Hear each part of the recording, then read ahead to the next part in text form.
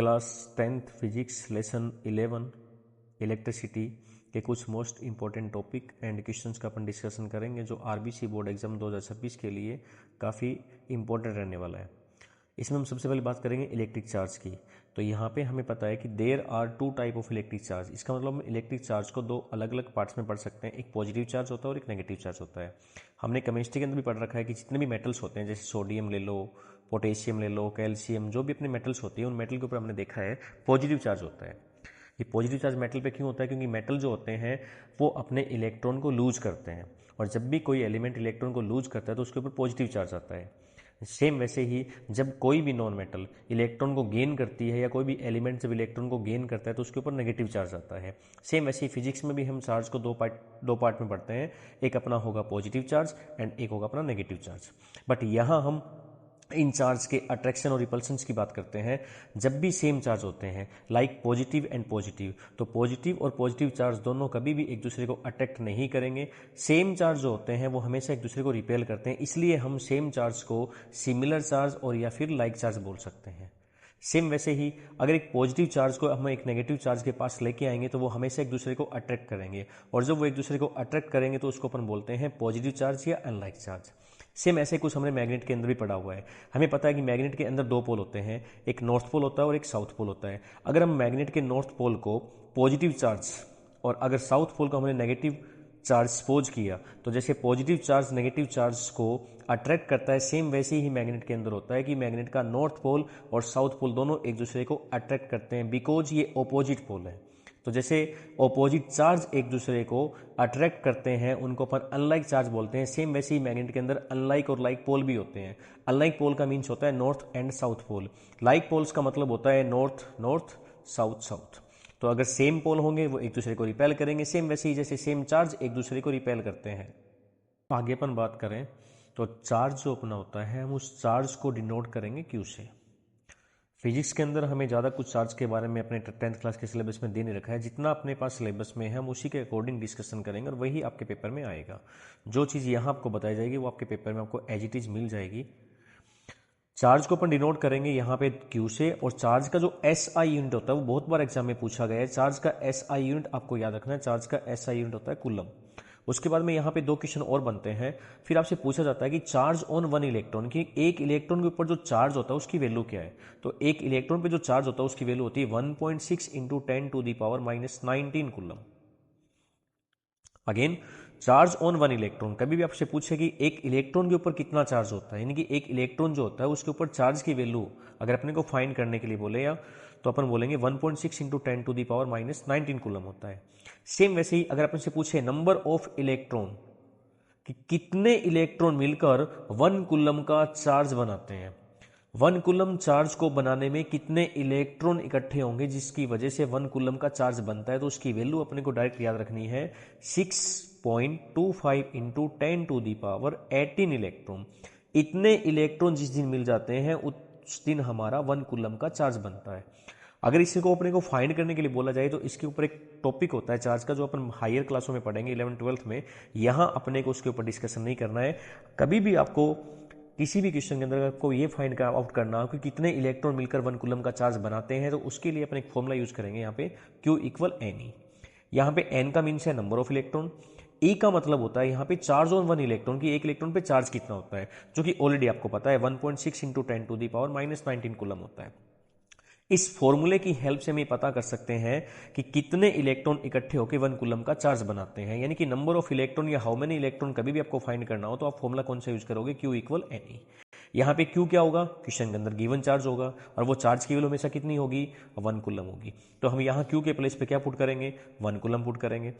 N क्या है, हमारा नंबर ऑफ इलेक्ट्रॉन जो अपने को फाइंड करना है। ए का मीन्स क्या है, इलेक्ट्रॉन पे चार्ज की वैल्यू कितनी होती है 1.6 इंटू 10⁻⁻⁹। अब ये यहाँ मल्टीप्लाई में है, हम इसको लेफ्ट साइड में ट्रांसफर करेंगे तो मल्टीप्लाई वाला किस में चला जाएगा, डिवाइड में। यहाँ पे हमें एन मिलेगा। अब यहाँ ये जो 1.6 अगर मैंने इसका यहाँ से पॉइंट हटाया, यानी कि 1/1.6 इंटू 10⁻⁻⁹ कूलम। अब इसका पॉइंट हटाऊंगा, यहाँ पे अपन 10 पुट करेंगे, इन दोनों को अपन 2 की टेबल से कट करेंगे तो ये अपने पास 5 आ जाएगा और ये अपने पास 8 आ जाएगा। अब ये जो माइनस पावर है हम इसको यहाँ से जब ऊपर ट्रांसफर करेंगे तो पावर पॉजिटिव साइन में चेंज हो जाता है। इतना आपने मैथ में पढ़ रखा है। अब इसके बाद में हमें पता है कि 5 जो 8 से डिवाइड नहीं हो रहा है, तो यहाँ से हम 5 को यहाँ से एक 10 लेके मल्टीप्लाई करवाएंगे तो ये बन जाएगा अपना 50, और यहाँ पे 10 के ऊपर पावर रह जाएगी 18 डिवाइड बाय 8। अब इस 8 को जब हम इस 50 से डिवाइड कराएंगे तो आपके पास आंसर निकल के आएगा 6.25 इंटू 10 टू दी पावर 18। इसका मतलब इतने इलेक्ट्रॉन जिस दिन इकट्ठा होते हैं उस दिन आपके पास चार्ज बनता है 1 कूलम का। तो अगर आपके पास ये क्वेश्चन एमसीक्यू में आता है कि कितने इलेक्ट्रॉन मिलके 1 कूलम का चार्ज बनाते हैं, तब तो अपने को टिक करना है 6.25 इंटू 10 टू दी पावर 18 पे। लेकिन अगर आपके पास ये क्वेश्चन 1 मार्क्स में आता है या फिर 2 मार्क्स में आता है कि how many electron form 1 coulomb charge, तब आपको इस फॉर्मूले की हेल्प से और ये आपको पूरा सोल्व करके दिखाना होगा। आगे अपने इसमें बात करते हैं कि जो अपना इलेक्ट्रिक करंट उसका डेफिनेशन हमने अच्छे से देख लिया है। उसका फॉर्मूला होता है I इक्वल क्यू अपॉन में टी। क्यों यहाँ पे हमारा चार्ज है, टी का मीन्स हमारा टाइम है। तो चार्ज और टाइम के रेशो को अपन बोलते हैं इलेक्ट्रिक करंट। चार्ज का SI यूनिट कूलम होता है, टाइम का SI यूनिट सेकेंड होता है। तो कूलम पर सेकेंड जो बनता है वो हमारे बनता है करंट का unit.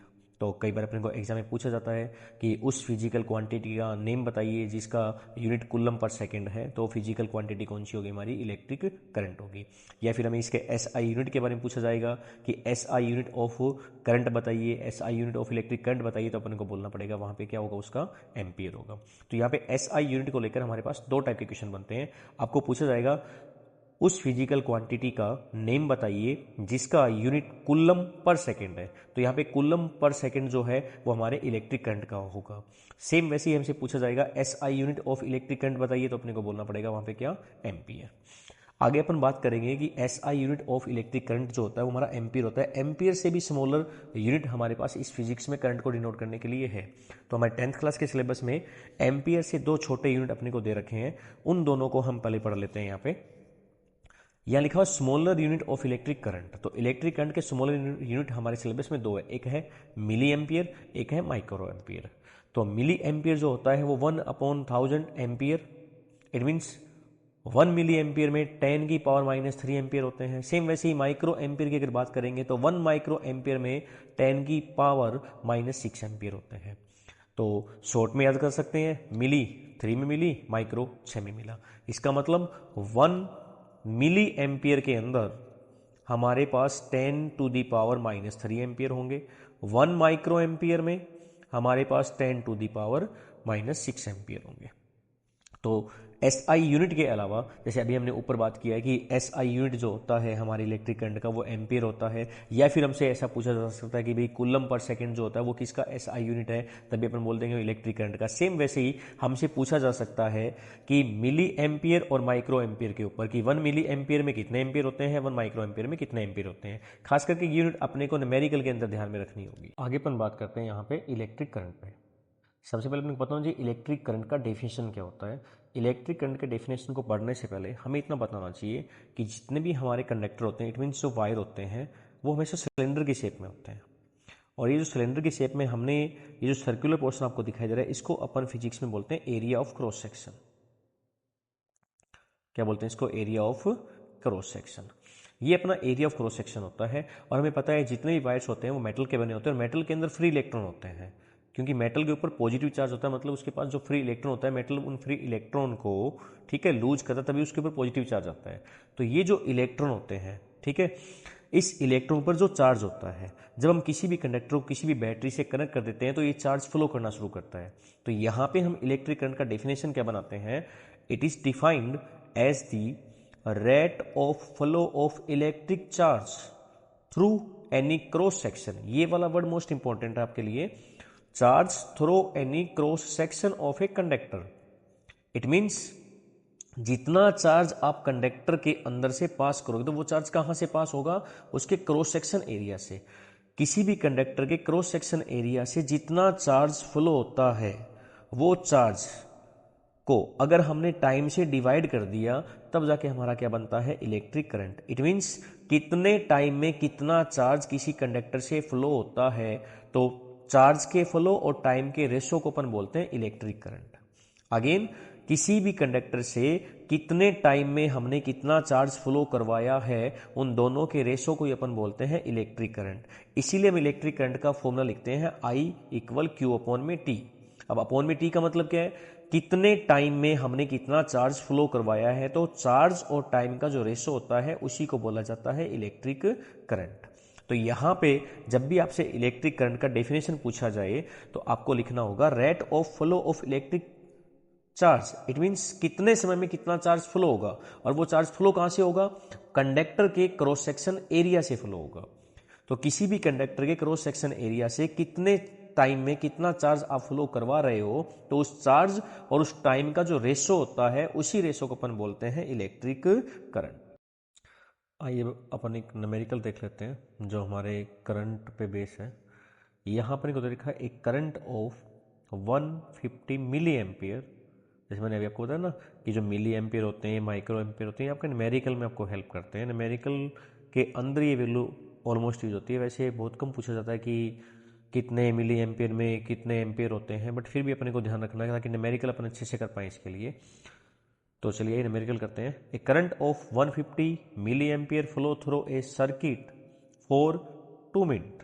Find the amount of charge that flow through the circuit. तो यहाँ पे अपने को करंट का वैल्यू दे रखा है वो मिली एम्पियर में दे रखा है। तो अपने को पता है कि करंट को अपन आई से डिनोट करते हैं, इसका वैल्यू अपने को देखा है 150 मिली एम्पियर। बट हम जब भी किसी न्यूमेरिकल को फिजिक्स में करते हैं तो उसके साथ जो यूनिट होता है वो हमेशा उसका एसआई यूनिट होना चाहिए। और हमें पता है कि ये तो करंट का स्मॉलर यूनिट है, ना कि एसआई यूनिट है। हम यहाँ पे मिली एम्पियर को जब एम्पियर में कन्वर्ट करेंगे तो हम यहाँ पे लिखेंगे उसको 150 इंटू, अब 1 मिली एम्पियर में कितने एम्पियर होते हैं, 10 टू दी पावर -3। तो हम यहाँ पे लिखेंगे 10 की पावर -3 एम्पियर।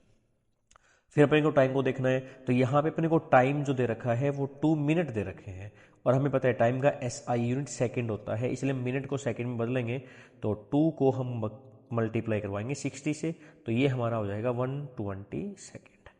अब अपने को पता है आई अपने पास गिवन है और टी अपने को गिवन है, और ऊपर हमने पढ़ा था फॉर्मूला कि करंट का जो फॉर्मूला होता है वो आई इक्वल क्यू अपॉन में टी होता है। तो यहाँ पे अपने पास आई एंड टी।